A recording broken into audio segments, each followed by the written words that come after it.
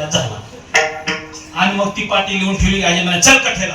आजीनं वळून न्यायचं कठेला. मांडी सुद्धा आमची आजी बदलू देत नव्हती. मांडी बदलली की म्हणायची नाही म्हणायची.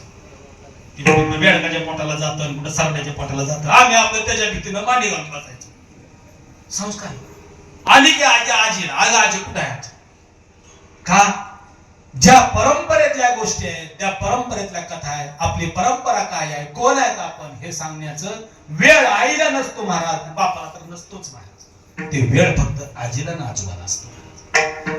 ते लेकरू गेलं उपमन्यू ऋषी, त्यांनी उपमन्यू लहान अवस्थेमध्ये गेलं, दूध पेलं महाराजाला. आईला म्हणलं आई मी आज दूध नावाचा पदार्थ पिऊन आलो, तो तुम्हाला मला प्यायला दे.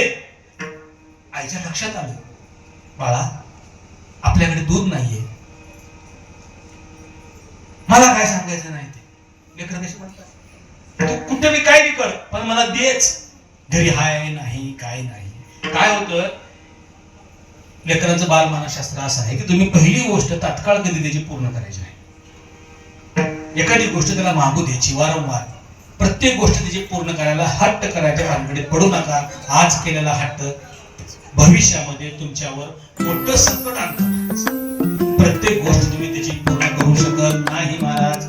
मग आई म्हणली अरे आई आपण खूप गरीब आहोत, आपल्याकडे दूध नाहीये. मग आईनं काय केलं, इतका हट्ट केला. आईनं काय केलं, पीठ घेतलं, पिठात पाणी काढलं, ते त्याला प्यायला दिलं.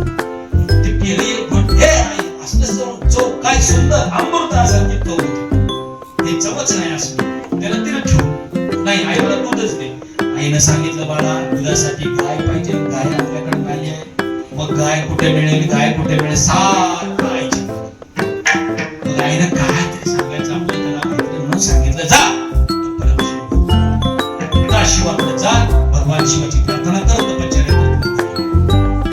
महाराज गायीसाठी तपश्चर्या झाली. अशी ध्रुव बाळानं एक माझ्या वडिलाच्या मांडीवर बसायला मिळावं, आढळपद मिळावं म्हणून तपश्चर्या चालू केली. तशी उपमन्यूनी गाय मिळावी म्हणून, दूध मिळावं म्हणून त्या लहान बालकाने तपश्चर्या चालू केली. ओम नमः शिवाय, ओम नमः शिवाय, ओम नमः शिवाय. आणि महाराज भगवान शिवाले पण पहिल्यांदा आले इंद्राच्या रूपात.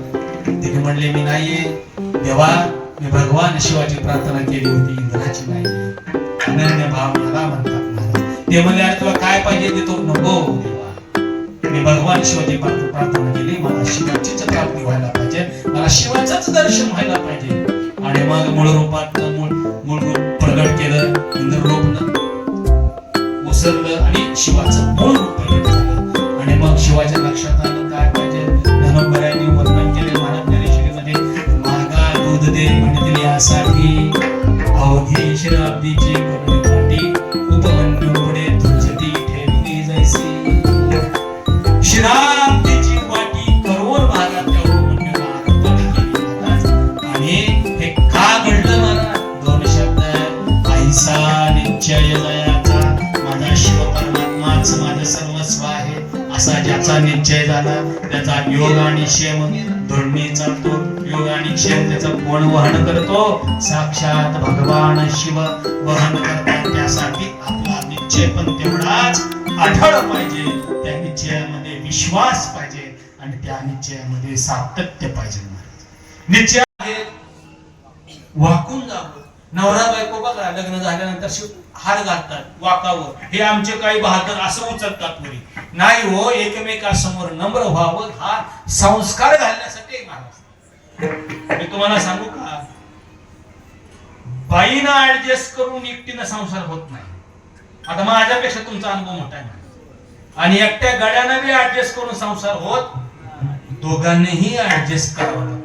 आता महाभारत रामायणातली ओवी आठवणा महाराज, सीतेच्या संसाराची आणि प्रभू रामचंद्रांच्या संसाराची मला ते आठवेना.